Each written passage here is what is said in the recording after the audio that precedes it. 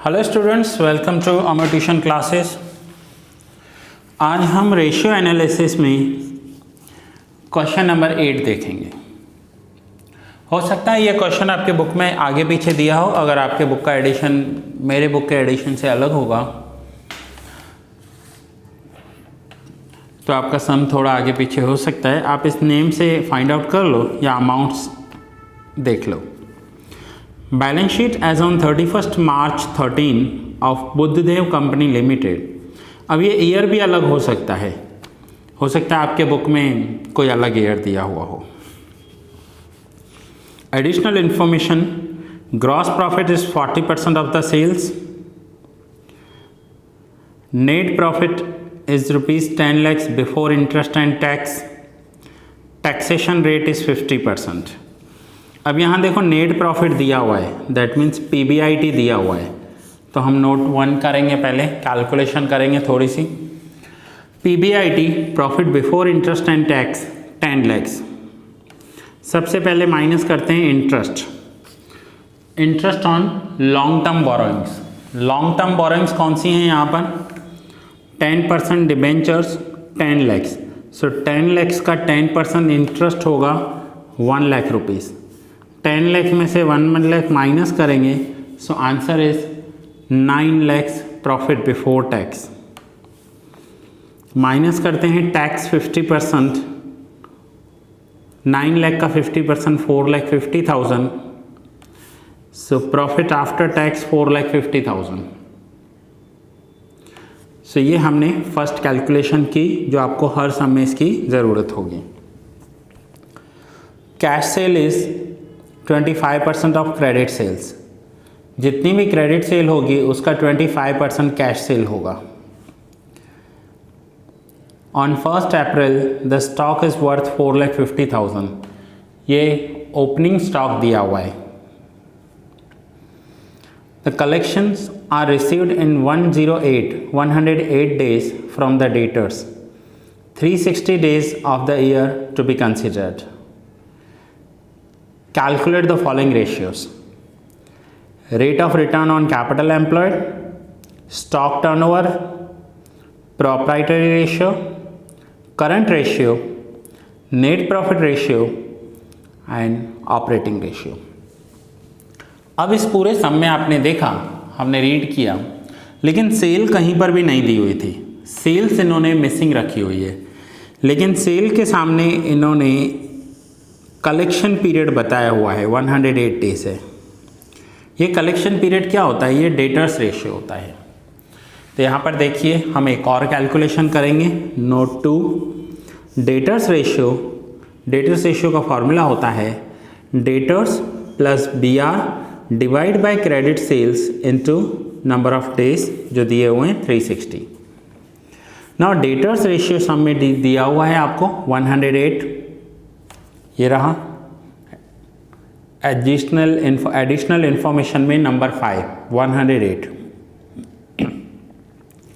Debtors हैं 8,25,000, bills receivable 3,75,000 plus करेंगे, divide by credit sale missing है, और यही तो हमें इसमें कैलकुलेट करना है, credit sale into 360। Now credit sale को हम लेफ्ट हैंड साइड ले जाएंगे इक्वल्स टू के, और 108 को राइट हैंड साइड ले आएंगे तो डिवाइड हो जाएगा। So therefore credit sale is equals to 8,25,000 plus 375 12 lakhs into 360 divide by 108। So finally हमें क्रेडिट सेल्स मिल गया 40 lakhs। अब क्रेडिट सेल 40 lakhs है, तो इस 40 lakhs का 25% निकालेंगे। ये देखिए 40 lakhs इंटू 25%, तो 40 lakhs का 25% आ रहा है 10 lakhs। ये हो जाएगा cash cell.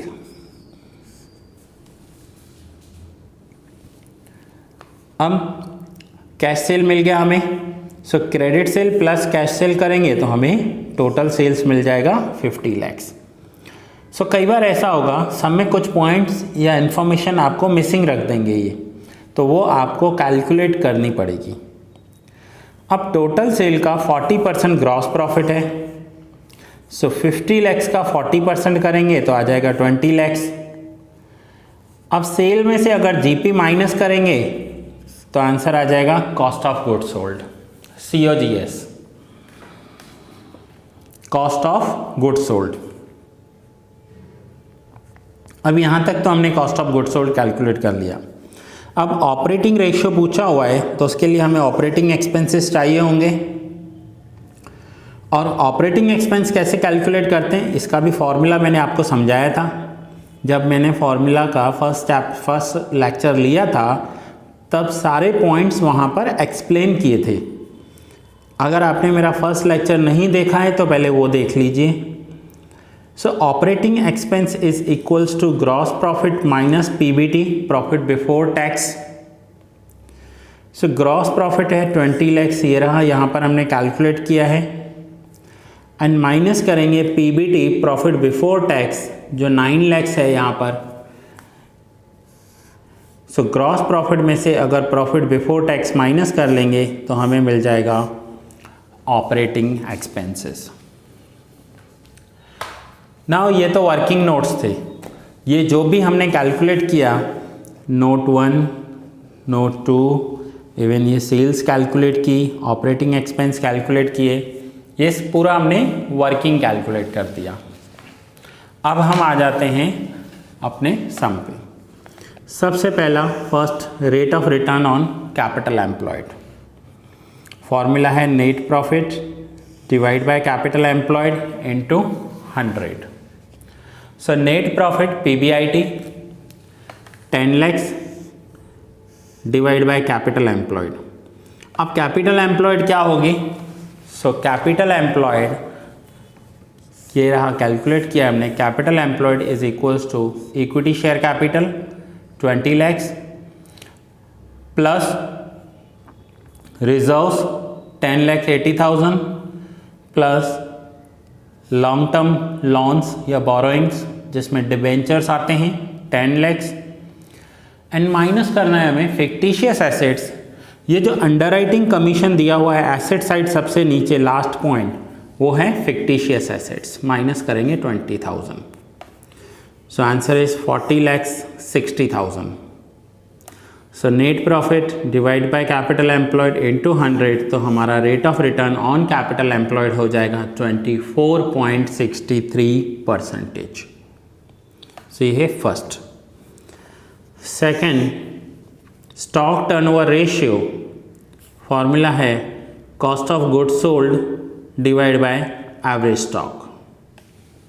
So cost of goods sold हमने यहाँ कैलकुलेट किया है 30 lakhs cost of goods sold divide by average stock. अब एवरेज स्टॉक क्या होता है? एवरेज स्टॉक होता है opening stock plus closing stock divide by 2। सो यहाँ पर ओपनिंग स्टॉक दिया हुआ था 4,50,000, क्लोजिंग स्टॉक बैलेंस शीट में है 7,50,000।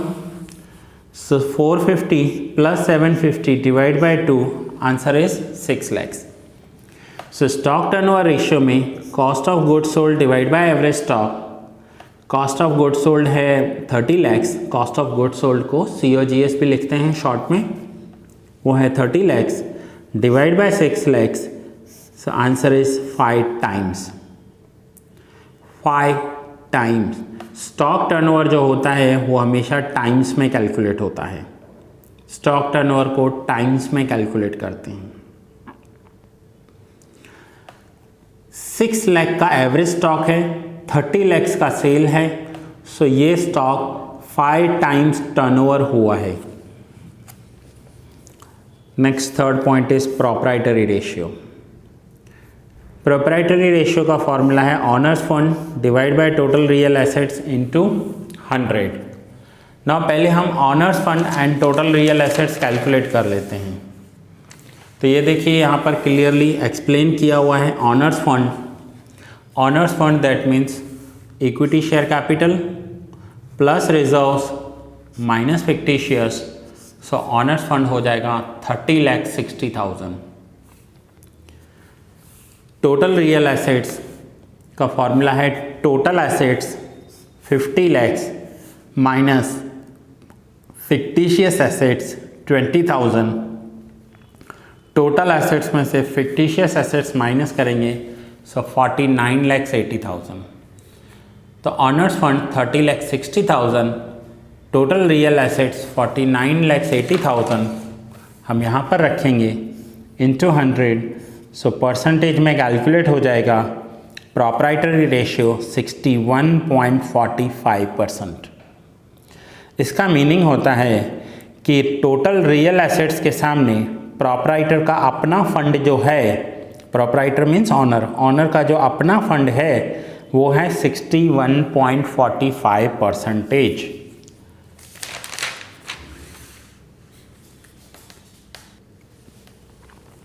Next is current ratio.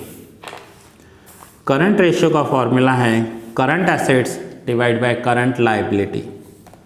Now पहले हम करंट एसेट्स कैलकुलेट करेंगे, करंट लायबिलिटीज़ कैलकुलेट करेंगे और फिर उनकी वैल्यूज़ वहाँ पर रखेंगे।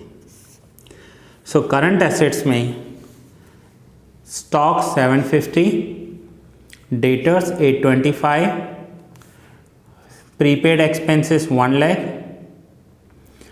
Prepaid income tax 10,000, bills receivable 3,75,000, bank balance 4 lakhs and investment जो टेम्पररी हैं 10 lakhs।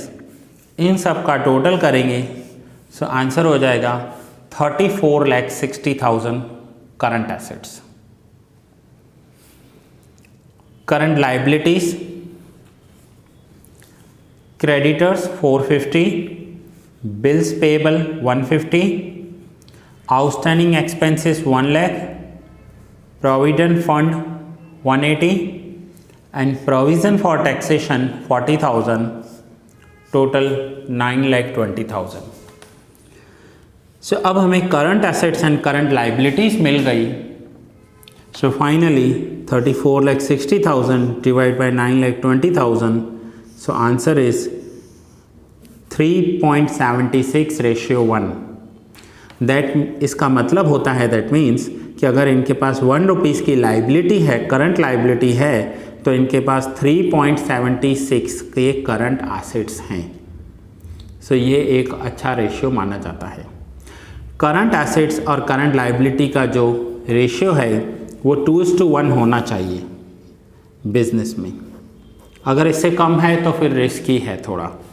2:1 मीन्स अगर 1 रुपीज़ करंट लायबिलिटी है तो 2 रुपीज़ के करंट एसेट्स हमारे पास होने चाहिए।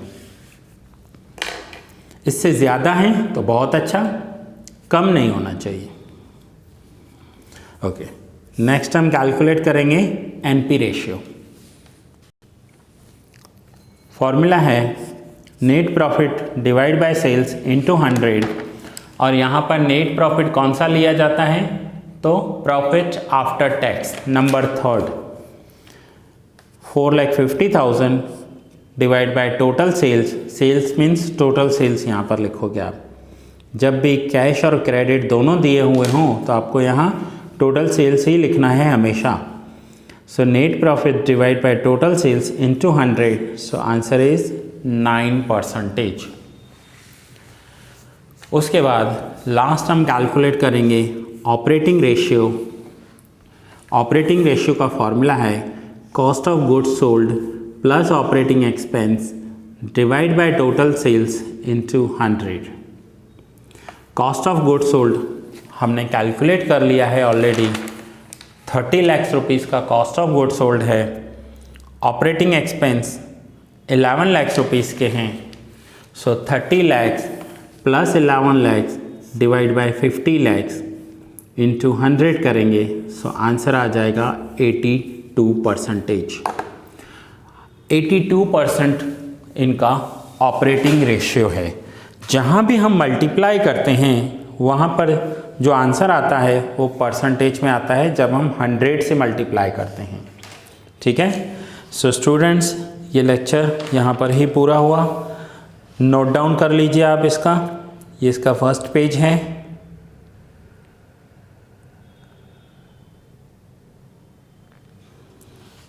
यह है सेकंड पेज।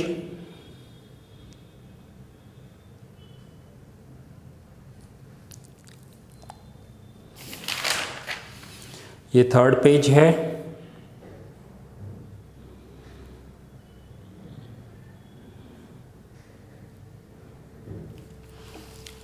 और ये लास्ट ऑपरेटिंग रेशियोज। सो ये लेक्चर यहाँ ही पूरा हुआ। नेक्स्ट लेक्चर में न्यू सम के साथ कंटिन्यू करेंगे।